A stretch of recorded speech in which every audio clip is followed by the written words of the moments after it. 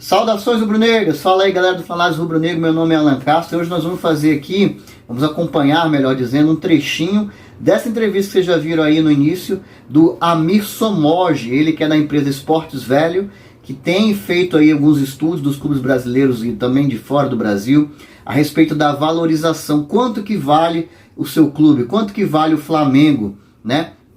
A Esportes Velho lançou recentemente aí um estudo avaliando aí os 30 maiores clubes brasileiros, e o Flamengo lidera, né, essa lista com 4,5 bilhões, né, essa seria o valuation do Flamengo, segundo o estudo dessa empresa. E aí o Amir foi entrevistado no programa CNN Sports SA, algumas semanas atrás.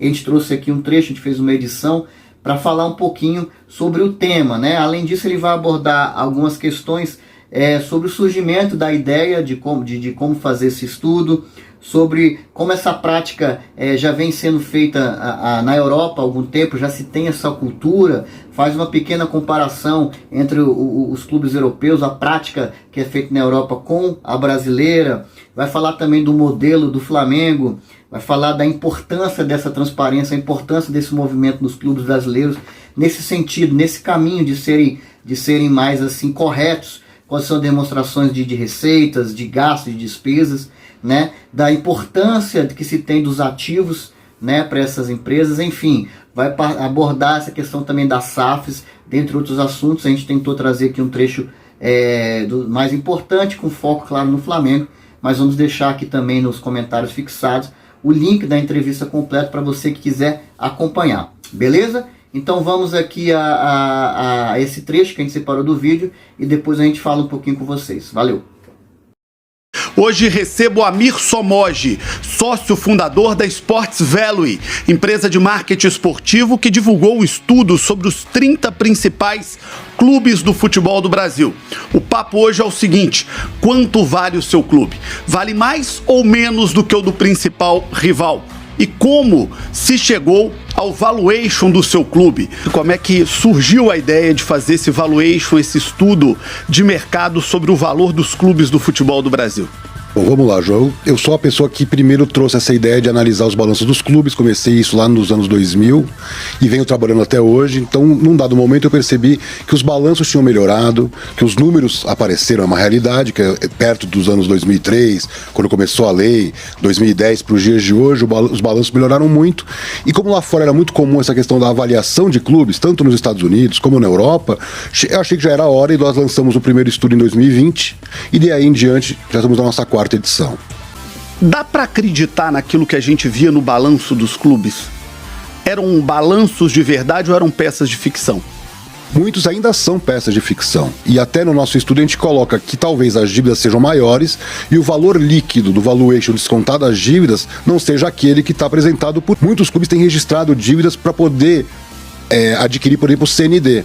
Então, quando você entra, né, por exemplo, com o pedido de CND, você tem que registrar no seu balanço as dívidas, especialmente as fiscais, que estão nesse momento negociadas no Profut. Então, essas mudanças legislativas têm ajudado, mas, na minha opinião, a transparência não vem pela legislação, vem pelo propósito do clube em abrir mais as suas contas, em ser mais transparente com o seu torcedor, mas principalmente que os números representem a verdade e não um número de ficção que a cada ano muda por novas reapresentações de balanço. A grande questão é que a Europa começou antes, então tem uma cultura de sociedade anônima e de empresa muito mais estabelecida, ainda que a UEFA seja uma confederação.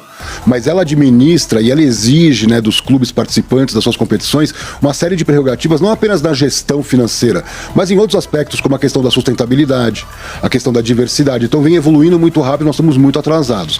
Os balanços dos clubes são publicados, não quer dizer que tenham qualidade. Muitos balanços, por exemplo, estão aquém de uma crítica. Isso não acontece na Europa. Os balanços seguem uma rígida norma contábil. Então, nós temos que evoluir muito. Não dá para comparar mesmo com a Argentina, Chile, Peru. Nós temos que olhar realmente para mercados mais desenvolvidos, como é o mercado europeu, e olhando friamente para as nossas entidades de administração do desporto, especialmente Conmebol e Confederação Brasileira de Futebol. Vamos começar a aprofundar um pouco mais na realidade dos números do futebol brasileiro, nesse estudo que foi feito, o valuation dos principais clubes do futebol do Brasil, dos 30 clubes principais do nosso futebol. Conta um pouquinho pra gente dessa conta que coloca o Flamengo como o clube mais valioso do Brasil, 4,5 bi. São esses os 6 clubes mais valiosos do futebol brasileiro. Queria que você explicasse como vocês chegaram a esses números e de 2020 para cá, até 2023, quando vocês começaram essa série histórica, o que já aconteceu, o que já alterou, porque é exatamente o período que coincide com essa mudança de um futebol associativo para um futebol SAF. Vamos lá. Qual é a diferença de um valuation de um clube para um ranking financeiro de receitas e dívidas? O ranking financeiro, ele pega o momento. Se eu vendi um jogador, se eu fui campeão, se eu fui rebaixado. Então, é um efeito imediato. Eu tive uma premiação de um campeonato, né? E a venda do jogador é muito impactante nisso. O clube não está bem no marketing ou no geral, mas consegue uma venda e acaba aparecendo bem nos rankings. Qual é a diferença para o valuation? No valuation, ele analisa muito as tomadas de decisão da gestão. É o modelo de gestão. Então, resumindo, o estudo tenta entender a marca, que sim, tamanho de torcida, dimensão de torcida. Então o Vasco, o Fluminense, o Botafogo, por serem do Rio de Janeiro, tem uma dimensão nacional que clubes de Minas, ou de São Paulo, ou do Rio Grande do Sul não tem. Então eles vão pontuar na marca por isso. Mas se eles não arrecadarem, como por exemplo outros clubes como o Atlético Mineiro ou mesmo o Palmeiras, vão ficar para trás. Então são diferentes métricas onde entra o ativo, dinheiro em caixa. Se você comprar um clube como o Atlético Paranaense, tem milhões em caixa. Se você comprar um clube como o Santos, tem muito menos em caixa. Então esse dinheiro em caixa, mais o ativo mobilizado, aí depende muito de cada clube, se eu tenho estádio, se eu tenho CT. Então por que o Atlético Mineiro vale tanto? Porque ele tinha um shopping e agora ele tem a MRV Arena. Outros clubes estão jogando em estádios que não são seus, como é o caso do Flamengo. Então o Flamengo valeria mais se tivesse um estádio próprio, mas foi uma decisão de gestão de jogar no Maracanã sem poder registrá-lo no ativo. Então, resumidamente, seria assim que a gente analisa as variáveis para chegar no número. E aonde entra o fator dívida nesse estudo? Muito bem.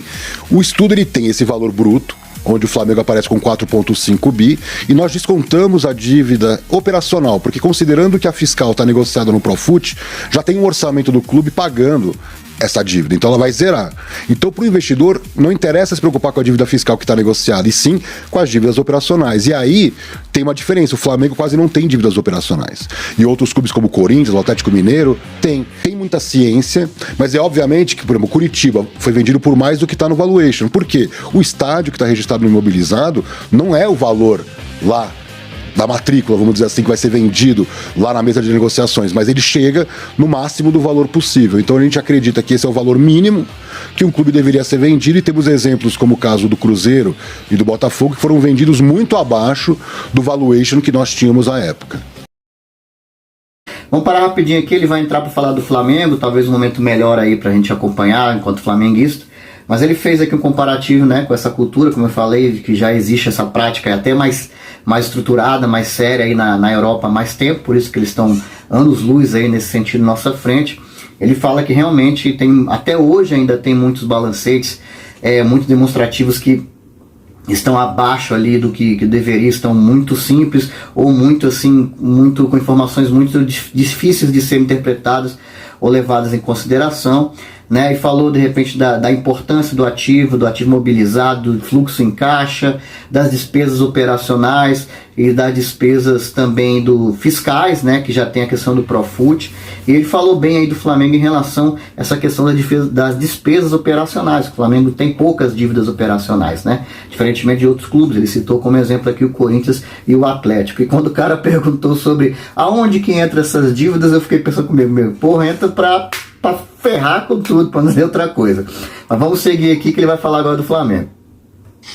Vamos passar cada um desses pontos. Vamos começar pelo Flamengo. O Flamengo hoje é o clube mais valioso do futebol brasileiro, pela sua avaliação, e era um clube que há 10 anos atrás estava numa situação desesperadora. O Flamengo era uma das maiores dívidas do futebol brasileiro, questões gravíssimas de governança, até o início daquela gestão do Bandeira de Melo. Como é que você viu e como é que você avalia a evolução do Flamengo ao longo dessa década, para deixar de ser um grande clube, uma grande marca, sempre foi, mas um clube extremamente complexo do ponto de vista fiscal, para ser um clube saudável e hoje o clube mais valioso do Brasil? Pois é, a evolução do Flamengo, ela merece ser estudada até academicamente, porque eles trabalharam com um tripé, que foi a maximização de receitas, que o Flamengo trabalhava muito mal suas receitas, não tinha nem sócio torcedor, chegava a jogar em Volta Redonda por uma receita ínfima, enquanto o Maracanã estava em reforma, que a situação do Flamengo era terrível. Às vezes pagava para jogar, né? Muitas vezes pagava para jogar. Então o Flamengo na parte de receitas cresceu muito, pode crescer muito mais, está muito distante, vamos dizer assim, mas está muito melhor do que há 10, 15 anos. A outra questão, o controle orçamentário, que era uma peça de ficção, né? O balanço do Flamengo nunca fechava no azul. E, finalmente, redução de dívida. As pessoas não entendem muito bem por que é tão importante reduzir dívida. A dívida corrói a lucratividade da operação. Então, se você está muito endividado, você vai canalizar muito mais dinheiro para as dívidas do que para a operação. Isso está acontecendo com as SAFs. O Flamengo tem conseguido crescer porque reduziu o endividamento. Ele para de ter passivos enormes e começa a ter ativos mais valiosos. Então, ele fez o CT, e hoje é um dos maiores vendedores de atletas do Brasil. Ele tem uma marca que é a que mais vale. O elenco, que nós temos uma parceria com o Football Benchmark da Europa, a diferença do elenco do Flamengo para o segundo colocado, que é o Palmeiras, é tão grande que isso explica também o sucesso dele, mesmo não tendo um ativo tão valioso como é o caso de não ter um estádio no seu ativo. Nós tivemos clubes que quebraram e viraram SAF. Você acha que vai ter clube que vai virar SAF e ainda assim vai quebrar? Eu acho que a boa administração independe da estrutura jurídica. O que garante a estrutura jurídica é você ter um dono. Então o John Textor não quer botar dinheiro ao longo da vida no Botafogo, quer recuperar investimento. O Ronaldo... O John Textor está querendo sair do Botafogo e comprar o Flamengo. Aqui não, queridão. O Ronaldo, ou mesmo a 777, por exemplo, que teve um baita golpe, por exemplo, no Everton, que é um outro clube, né, do grupo. Então você vê que o problema de gestão, muitas vezes, é mais amplo do que as pessoas imaginam, né? O clube na Inglaterra gerando dívidas para o grupo. Então eu acho que o Brasil tem um potencial enorme.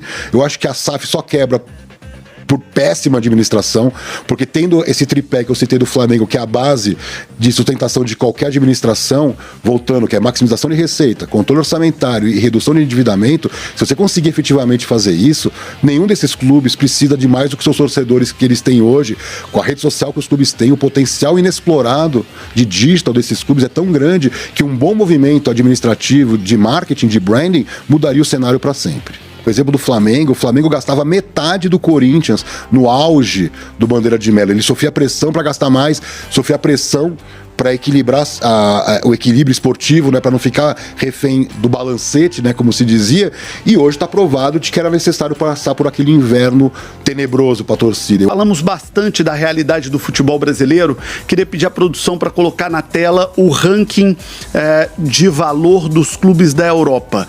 São os 5 maiores. E aí, na sequência, o que é a realidade do Brasil? Os 4 primeiros do Brasil se tornam o 19º do mundo, o 28º, o 35º e o 37º do mundo. Que dá pra chegar. Que teremos no Brasil um dia a ação do Corinthians, do Flamengo, do Atlético, do Cruzeiro, do Bahia, do Vitória, do Grêmio, na B3, por exemplo? Não é um jogo para todo mundo. Primeiro, eu vejo o caso dos clubes portugueses. Eles vendem muito jogador e gastam muito para contratar jogador. Em nenhum momento eles remuneram o investidor com esse dinheiro. Então, criar um modelo de venda de jogador que remunera investidor para o Brasil, eu acho que daria muito resultado, porque aí o clube sabe que vendeu um jogador, perdeu ali uma peça, mas o investidor está feliz porque recebeu remuneração. Eu acho viável, mas não é para todo mundo porque custa mais caro, você tem muito mais obrigações de transparência, os seus dirigentes não podem mais ir para a imprensa falar uma coisa que vai afetar o papel na bolsa, então você tem muito mais responsabilidade na administração, mas eu ainda acredito que alguns clubes brasileiros podem abrir o capital, sim. Esse aí foi o trecho que eu separei para vocês, está editado, está cortado, é claro, na entrevista aí completa a gente vai deixar aqui, como eu já falei, é muito maior, né? Ele aborda todos esses 6 clubes, né? Ele fez uma lista de 30 clubes, mas ele aborda os 6 primeiros, como foi mostrado na tela, e aprofunda um pouco mais sobre esses assuntos que a gente falou aqui. Nessa segunda parte especificamente, eu vou destacar aqui que ele falou das SAFs, né? Das diferenças dos modelos de SAFs, e que o que mais importante, assim, o que mais pode contribuir para o sucesso ou não é a questão da boa gestão. De uma administração profissional, administração boa pode fazer fluir, independentemente do modelo como um todo, né? Fez mais uma vez comparativo agora de uma forma geral aí com os clubes do mundo, né? Lógico, a maior parte está na Europa. E o Flamengo aí, que é o primeiro aqui no Brasil, estaria hoje ocupando a 19ª posição. é uma posição de destaque, ainda é uma posição impressionante, até pela diferença da moeda, do poder de compra, além de todas as questões de cultura, de gestão, de organização que a gente já fala em outros momentos. Ele cita aí na parte que ele fala do Flamengo, que o Flamengo deveria ser até um modelo para ser estudado academicamente. O que é legal você ouvir uma fala como essa de algum especialista, porque ele fala que o Flamengo conseguiu aí no tripé, que ele chama, né? Conseguiu ir bem nos três quesitos. Ele maximizou as receitas dele, sabe? O Flamengo é uma marca muito forte, tem uma torcida grande que toda hora está crescendo, então só isso tem muita mídia, então só isso já facilita, né, esse processo de você ter um potencial muito grande a ser explorado. Ele mesmo colocou aqui que o Flamengo está bem, mas que ainda está distante do que pode alcançar, né? Falou da questão também do orçamentário e do controle das dívidas, né? A redução e controle dessas dívidas. Então, assim, esse talvez seja o caminho para vários clubes brasileiros que querem seguir nessa questão aí de uma boa gestão. Inclusive, voltou a dizer que anos atrás, você pegar, não muito longe, menos de 10 anos atrás talvez, o Corinthians e Cruzeiro surfava aí como os clubes brasileiros mais vitoriosos. Corinthians ganhou até o Mundial, Corinthians ganhou o Brasileiro, 2, né, se eu não me engano. Cruzeiro ganhou a Copa do Brasil, ganhou o Brasileiro também, e são dois clubes que estão hoje, assim, em termos financeiros de administração, com muitos problemas, né? Mas ele fala que na época do Bandeira, quando o Flamengo começou esse processo, o Flamengo teve que cortar aí na própria carne, digamos assim, sabe? Os gastos foram reduzidos drasticamente, a torcida estava ali tensa, existia uma pressão. Então, esse papel aí que nenhum clube brasileiro aparentemente, ou nenhum outro clube brasileiro aparentemente quer fazer, topa fazer. Entendeu? De se sacrificar. Eu sei que é difícil, sim, tem muita coisa envolvida, a questão passional, a questão da pressão, de patrocinador, etc e tal, mas talvez seja o caminho aí, o único caminho para muitos desses clubes brasileiros. É uma discussão bacana, convido a todos aí a depois assistir na íntegra a entrevista. Esse foi o vídeo que a gente quis trazer para vocês hoje. Qual que é o valor do Flamengo hoje? É onde o Flamengo pode chegar? Né, o tal do valuation dos clubes brasileiros, os 30 maiores, os 30 clubes mais valiosos do Brasil. Beleza, galera? Saudações rubro-negras, se inscreva no canal, mais uma vez venho pedir aqui, deixe seu comentário, seu like, assine a notificação, até o próximo vídeo, valeu!